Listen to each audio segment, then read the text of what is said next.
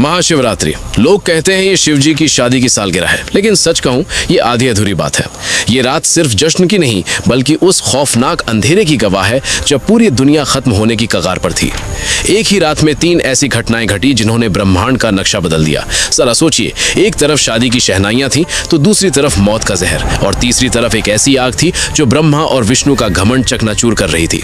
अगर आप ये वीडियो 16 फरवरी से पहले देख रहे हैं तो सावधान हो जाइए, क्योंकि आज हम शिवलिंग के प्रकट होने की वो कहानी सुनेंगे जिसे सुनकर आपके रोंगटे खड़े हो जाएंगे। कहानी पर आते हैं। एक बार ब्रह्मा जी और विष्णु जी में युद्ध छिड़ गया। दोनों लड़ रहे थे कि नहीं, मैं तुमसे ज्यादा महान हूँ। उनका ये घमंड जब दुनिया का संतुलन बिगाड़ने लगा, तब अचानक उनके बीच एक विशाल अनंत अग्नि स्तंभ प्रकट हुआ।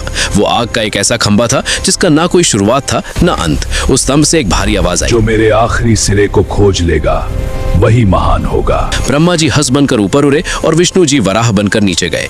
हजारों साल बीत गए, विष्णु जी को अंत नहीं मिला। उन्होंने अपनी हार मान ली, लेकिन ब्रह्मा जी ने वापस आकर झूठ बोला कि उन्हें अंत मिल गया है।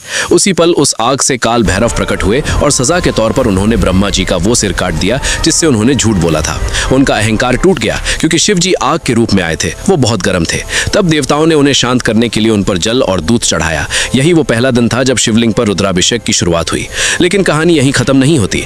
एक बार जब देवता श्रीहीन यानी कमजोर हो गए थे, तो अपनी शक्ति वापस पाने के लिए समुद्र मंथन हुआ। सबको उम्मीद थी अमृत की, लेकिन निकला क्या? हलाहल विष। पूरी दुनिया जलने लगी। तब फिर वही भोलेनाथ आगे आए। संसार को बचाने के लिए उन्होंने उस उबलते हुए जहर को पी लिया और अपने कंठ में रोक लिया।